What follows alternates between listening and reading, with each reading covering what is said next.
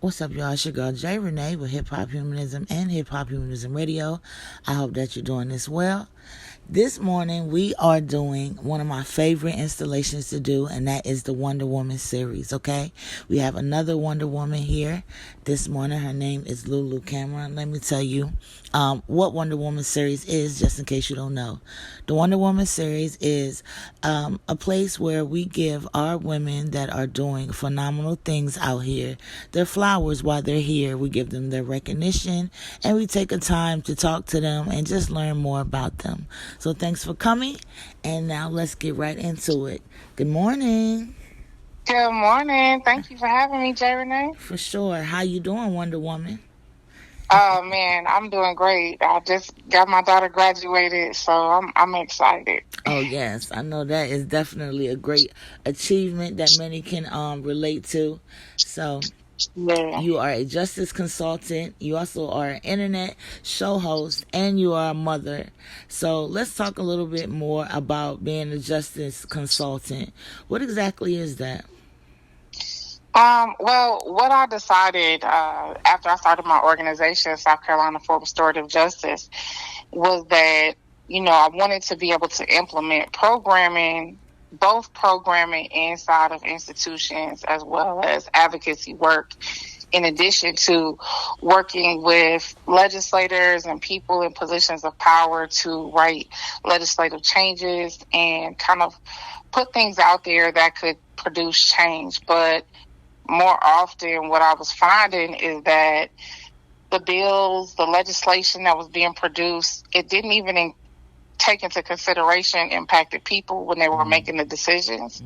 And so as a justice consultant, I can basically offer them firsthand scenarios of the impacted person.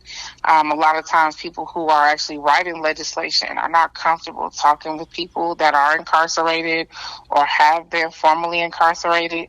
And so being able to give them a perspective from a real life lived scenario, it helps them to make more informed decisions about the legislation that they're putting out there. So this was something that I had decided was just a necessary evil to combat some of the conversations that were being had surrounding criminal justice changes and things happening inside of prisons, and just the way that people were viewed who are actually in prison as opposed to just being considered an everyday human being. Got you. Well, I definitely want to thank you, firsthand for doing that type of work. Not everybody can do it. Not everybody has the heart to do it.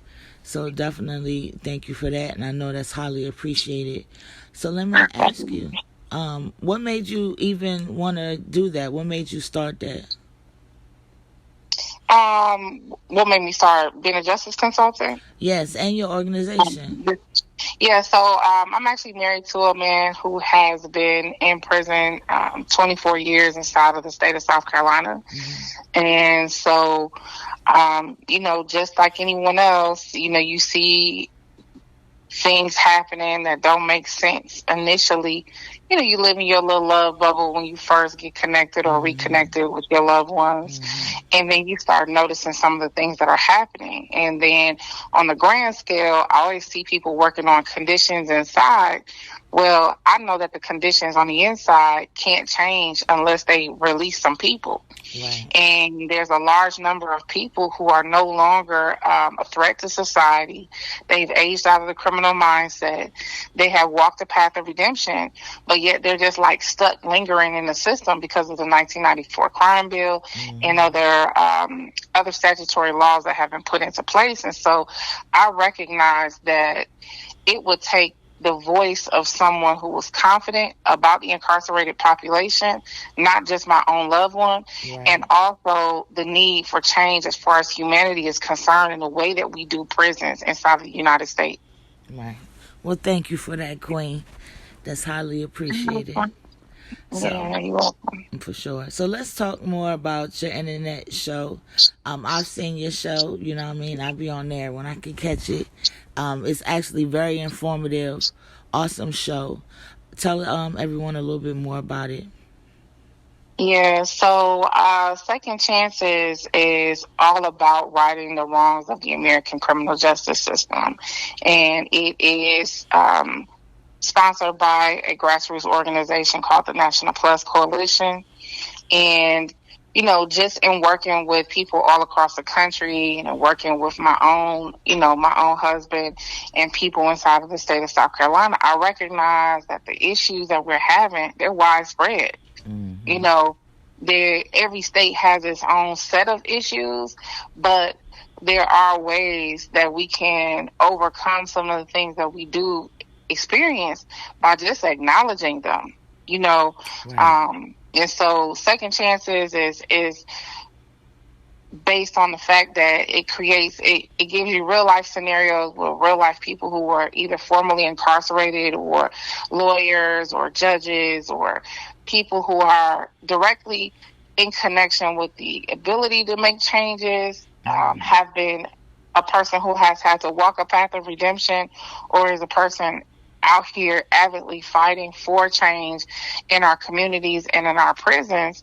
And so it's just kind of drawing attention to the fact that I think a lot of times social justice and criminal justice is misconstrued as the same thing, but they're two very different paths. And so it's just the goal of the show is to highlight what happens to people when they don't become a hashtag. What happens to people when, it's not just stopped at the whole issue with policing. What happens after they are incarcerated and they've been sitting some time and nothing's being done, and the lack of rehabilitation that we take through the prison systems in the United States of America. So, Yes, awesome show. Y'all definitely make sure y'all check that out. That comes through the National Plus Coalition on Plus TV. And what day is that on, Queen? so right now I think you will have to pick up the reruns. We're not due for the second season until the mid-September, early October. We typically only run, during the time of legislation Yeah, and y'all been legislative on meetings and things like that, just to kind of be able to not just do something for the likes, but do something that we can also forward to legislators it. Right, and right. people all across the country, so that they can say, man, they really know what they're talking about. Maybe we need to take these things into consideration, Most or invite definitely. them to the table to have a conversation. Oh yeah, the show is definitely well put together. So you definitely achieving that. So y'all make sure that y'all be looking out for the second season and go check out them reruns, okay? All right, Yeah. so for sure though. All right, so you're also a mother now. I didn't put that last because it's the least important. They always say save the best for last. Being a mother, being in that position to where you're shaping the future and you got a little mind, and in your care is highly important. I think it's one of the most important things that people can do. So tell us about like being your experiences as being a mom. I know you said that your daughter just graduated. Congratulations. How does Thank that you. feel? And how do you tie in being a mom and still being able to help others so flawlessly? Well, first, thank you. I appreciate that, because I definitely graduated when she graduated as I know well. that's right. Um, I think that, I really struggled. And I think that sometimes people can make things look so easy that you don't recognize the level of struggle that a person has experienced. I know that being a mother, taking care of my daughter 100% on my own, was not the easiest task for me. And so I always found myself trying to be who I needed in other people. And so that's how I found my walk in advocacy, whether it was just helping another woman going through similar life experiences, an elderly person, because I also took care of my disabled mother while raising my daughter. And then, now that I've transitioned into criminal justice reform or change, doing those types of things. So my goal in my life for my child was just to make sure that I raised someone who didn't have to heal from their childhood. We see so many adults that get 40 years old and then going through all these changes because they've had all these lived life experiences because of the messed up stuff that their parents do or have done to them. And sometimes it's just because these kids don't come with directions and parents don't have a guidebook on how to be better. Right. But I think that the only way that we can change what's happening in our culture and in society is to be better parents. Yes. A lot of, I would say 99% of the problems that happen deal from stem from our kids not being able to make proper choices. And that stems from doing what I said because I said so. Right. If you are never in a situation where you're not in stages teaching children how to make good choices, they become adults that also don't know how to make good choices, but the weight of the adult world is sitting on them. So, I'm pretty proud because my daughter graduated with 16 college acceptances and over $700,000 in scholarship. Yeah. You did a great job, Mom. Yeah, and it's just like, people don't understand what that means. And, I'm actually getting ready to probably do a little series because these schools don't prepare you. They don't prepare you for what it means when your child is going to school and you ain't got no money saved up. Because I can tell you in August, we had close to $0, right. Saved up for school. But I know that school was exactly where she was going. So, she had taken the steps to do an early college program in her high school. So she graduated with 40 plus college credits. But that's not always the route for everybody. But in the same token, just knowing that it was going to require me helping her get to the next level, not this, you 18, so you got to figure it out. Right. We got to stop leaving our kids to get it out the mud all the time. Because if it was that easy, we will be further along as a people. So, I just always said in my mind, like, I want my child, I don't want her to feel like she got to move out just so that she can be in a relationship, so that, she can feel comforted by, whoever she's interested in. And because a lot of times we always moving out of mom and dad's house or moving out because we want to lay up with somebody, right? That's really how it happens. And then boom, next thing you know, you got all these bills associated with just laying up, and then the laying up ends. And then you stuck messing up your credit and the working cycle. So, I just let her know, like, I don't have an expectation for you moving out. I have an expectation for your savings account. Right. Like, I don't even want you to consider moving out until you have saved up, close to $30,000. Right. Because what I don't want to do is put you out to set you up for failure.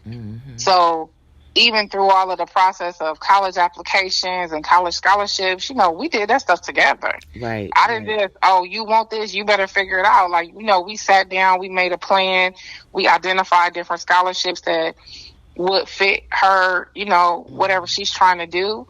And we kind of walked through that thing, and then, she wrote out what she had to write out for all the different essays. Right. But, we went through and we tweaked it and we did it together. And I just really wish I could encourage more parents to be more active in their kids' lives beyond making sure they fresh to death. Right. That's true Wonder Woman status for sure. I thank you for giving us a deeper look behind that. You're welcome. All right, so I'm not going to keep you too much longer. So let us know, true Wonder Woman, definitely, most definitely. What aspirations do you have for the future? What do you see? Well, that's a good question, since now I feel like I'm completely free and I got to figure out who I am when I grow up. So, I definitely want to see legislation happen that I have produced. I'm crazy enough to think that I have a legislative plan that will not only change things on a statewide capacity, but if somebody was to even offer me an ear or a seat at the table for 10 minutes, that it could change this entire country. So I do have some criminal justice legislation that I really would like to see come into play, as well as programming for, different incarcerated individuals that can help them get back on their feet or help them find a way to create a means of income, a means and a way of life, just things that should be taught while in prison, but they're not. And also to help people understand that you don't have to be identified by your social security number or your worst day. Right. And then beyond that, I just want to travel. And I look forward to being able to host large empowerment sessions That's gonna be nice.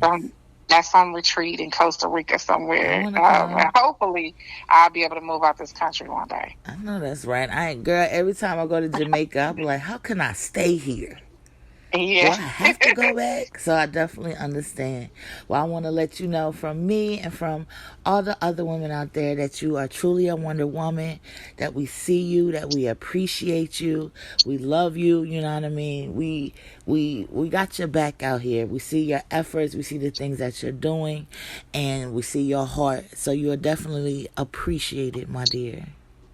Well, I appreciate that so much, and I definitely appreciate you, not just for appreciating me today, but for all the work that you do, and I love you. And I know that, the most powerful thing is women joining together to support one another, Yes. because the world wouldn't be here if it wasn't for us. I'm trying to tell you. So I always get my Wonder Women to do this. Tell us the names of some other Wonder Women that you know. Let's see. So I would say Taisha Aiken is another woman that I know. Alicia Rico Flores is another Wonder Woman, and also Rukaya Mutsakalin. Okay. I like these names now. Yeah. All right. You got any last, well, I don't like to say last words, but do you have any gems to drop on us before we part ways, dear sis? Man, just be great. Enjoy the summer, and just know that Walmart and Sam's Club, they got some little rocking chairs that's like the hammocks, and you can just unfold them out the bag now and just live your life just for a little bit, because it's too much stress out here in the world. Just enjoy life as much as you can and do good things, and be about some change. That's all I got. That's a good way to end it, sis. It's your girl, Jay Renee, and this is the Wonder Woman series with Hip Hop Humanism and Hip Hop Humanism Radio. Peace.